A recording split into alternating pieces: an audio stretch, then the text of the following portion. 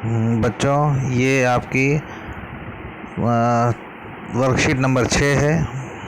इसमें आपके संस्कृत की पुस्तक रुचिरा के प्रथम पाठ से आकारांत पुल्लिंग के बहुवचन का प्रयोग इसमें बताया गया है। आकारांत पुल्लिंग में बहुवचन में हम शब्दों के प्रयोग कैसे करते हैं और उनके साथ सर्वनाम शब्दों के प्रयोग कैसे करते हैं, ये इस वर्कशीट में बताया गया है। देखिए, सबसे पहले आपको ये इस में प्रथम जो चित्र है इससे संबंधित एक गद्यांश आपको यहाँ दिया गया है। इसमें हमें इस चित्र को देखकर ये समझना है कि यह चित्र या यह वस्तु हमारे पास में है। जब कोई वस्तु हमारे पास में होगी तो हम उसका व्यवहार कैसे करेंगे। जैसे हमने पिछली वर्कशीट के वीडियो में बताया था कि जब आपके पास में कोई वस्तु या कोई व्यक्ति होता है तो हम उसका व्यवहार कैसे करते हैं, उसको हम कैसे बोलते हैं। उसी प्रकार हमने समझा था कि जब दो वस्तुएं हमारे पास में हों तो हम उसको कैसे व्यवहार करते हैं, कैसे बोलते हैं। इसी प्रकार अब हम समझेंगे कि हमारे पास बहुत सारी वस्तुएं हों या बहुत सारे व्यक्ति हों तो हम उसको उस समय में कैसे बोलेंगे, उसका व्यवहार कैसे करेंगे।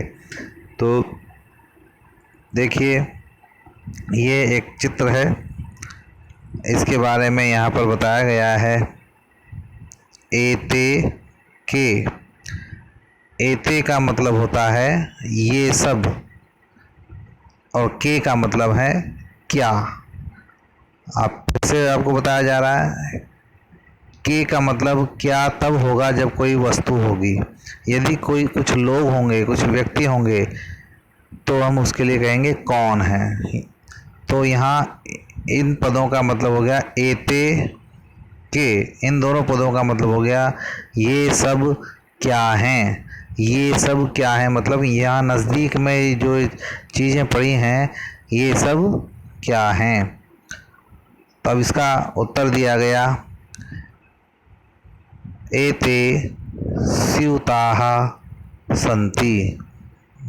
मतलब एते यानी ये सब, स्यूताः, स्यूताः का मतलब बैग, थैला, सामान रखने का कुछ भी जो हम थैली या थैला के रूप में प्रयोग करते हैं उसे हम स्यूत कहते हैं। अगर हम एक बैग का प्रयोग करते हैं तो हम उसको बोलते हैं स्यूतः, स्यूतः। और यदि हम दो करते हैं तो हम लिखते हैं स्यूतौ। जब भी हम द्विवचन का प्रयोग करते हैं, दो वस्तुओं का प्रयोग करते हैं तो स्यूतौ लिखते हैं।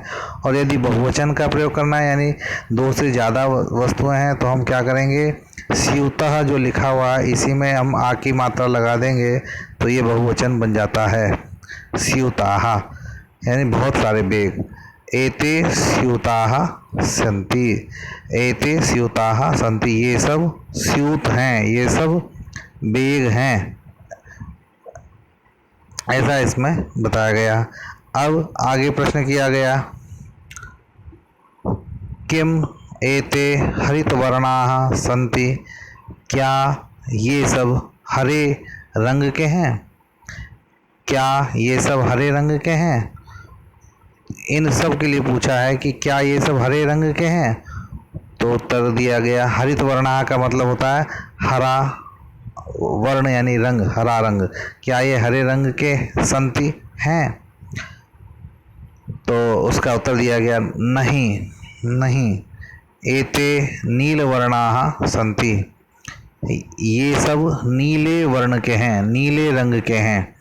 अब देखिए बच्चों, यहाँ पर सभी बैग तो नीले रंग के नहीं हैं, ये वाला बैग नीले रंग का है, लेकिन यहाँ पर इस प्रयोग को बताया गया है कि आप समझिए कि यदि सभी बैग नीले वर्ण के होंगे तो हम इसको इस प्रकार कहें कि नहीं ये सब नील वर्ण के, नीले रंग के हैं, तो नहीं, एते नीलवर्णाः सन्ति।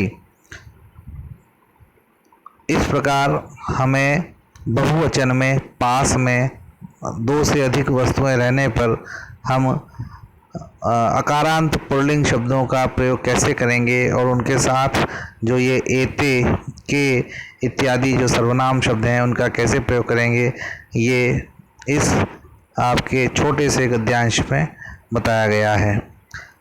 अब चीज़ें आपसे जब दूर हो जाएंगी, दूर वाली वस्तुओं के बारे में हमें व्यवहार करना होगा।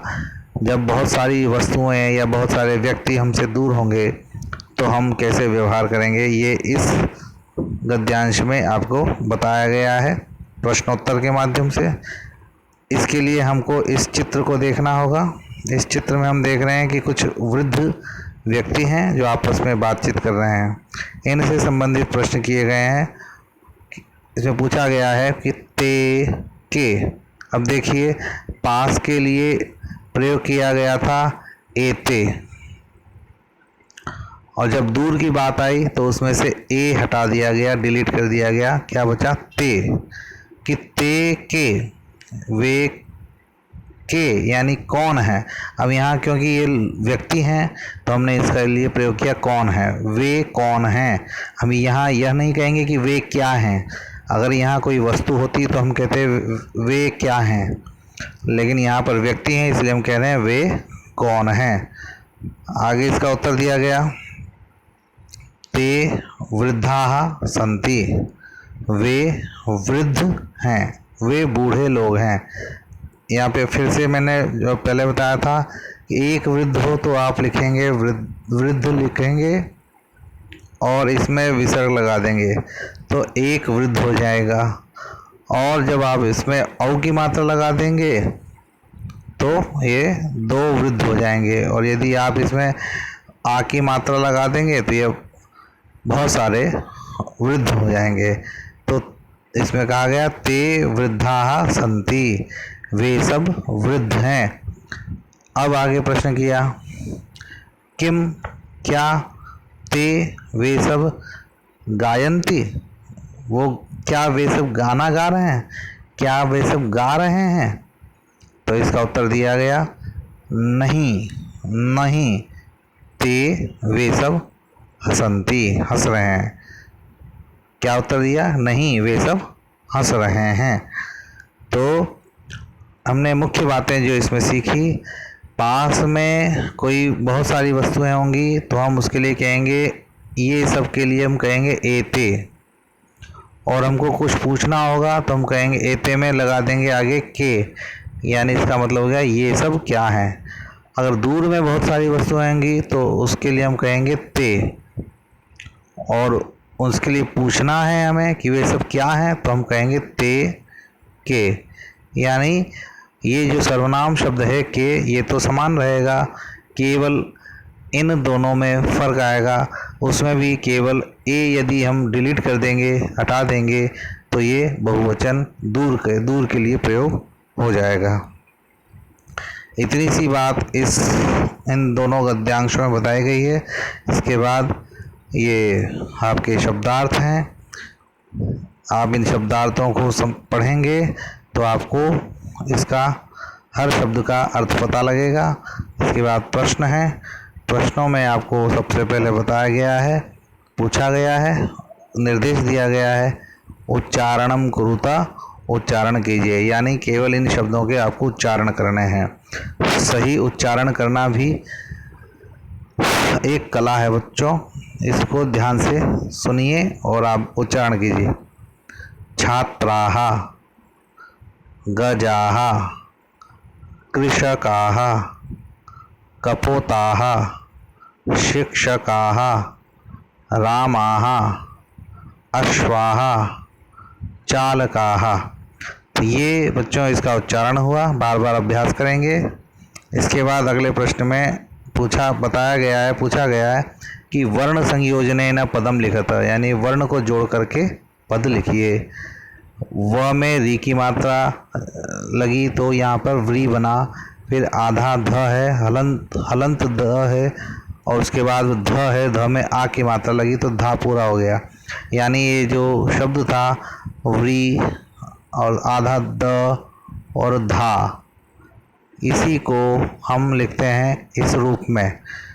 इस रूप में इसलिए लिखते हैं, देखिए व्री और फिर द लिखा हमने आधा, अब आधा इस तरह से लिखा और ध को हम इसी में इस तरह से कर देते हैं, तो ये वृद्धा पद इस तरह से तैयार होता है। तो इसको जोड़ेंगे तो वृद्धा बनेगा, और इसके बाद आपको अगर इसी की तरह इन वर्णों को जोड़ करके यहाँ पर वर्ण शब्द बताना है कि ये क्या बनेगा। इसके बाद अगला है पदानाम वर्ण विच्छेदम प्रदर्शित। पदों का वर्ण विच्छेद प्रदर्शित कीजिए, यानी कि मयूरा को मयूराहा, इसको हम तोड़ेंगे तो इस रूप में सामने आएगा। इसी प्रकार बालका को हम पृथक पृथक करेंगे, अलग अलग करेंगे तो क्या आएगा, ये आपको बताना है। इसके बाद आपका अगला प्रश्न है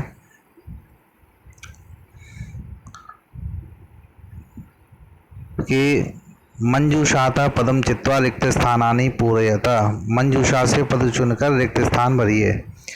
देखिए पहला शब्द दिया गया नृत्यंती, दूसरा दिया गया है गर्जतः, फिर धावती, खादती। नृत्यंती जैसे कि आप जानते हैं नृत्यंती, नृत्य शब्द आया है यानी नृत्य करना, नाचना। गर्जतः, गर्जता में देखिए गर्ज यानी गरजना, गरजते हैं, इस तरह का इसका अर्थ होगा। और उसके बाद धावती, धावती का अर्थ होता है दौड़ते हैं, दौड़ता है। और खादती का मतलब होता है खाता है। तो बताइए मयूराह, मयूर यानी मोर, मोर क्या करते हैं, नृत्यंती नाचते हैं, गरजते हैं या दौड़ते हैं या खाते हैं। इनमें सबसे उपयुक्त शब्द क्या होगा। इसके बाद वानरह, बंदर जो है वो क्या करता है, वो नाचते हैं या गरजते हैं या दौड़ते हैं या खाते हैं। इसके बाद सिंह, सिंह क्या करते हैं, तो सिंह में भी कहा गया है सिंघो, यानी द्विवचन का प्रयोग किया गया है। दो शेर क्या करते हैं, दो शेर नाचते हैं, दो शेर गरजते हैं, दो शेर दौड़ता है या दो शेर खाता है, ये बताना है। इसके बाद में अश्वः, अश्वः यानी घोड़ा होता है। घोड़ा क्या करता है, नृत्यंती, घोड़ा नाचते हैं, गर्जता, घोड़ा गरजते हैं, धावती, घोड़ा दौड़ता है, खादती, घोड़ा खाता है। तो इनमें से आपको सही शब्द चुन करके इन रिक्त स्थानों में भरना है। धन्यवाद मित्रों।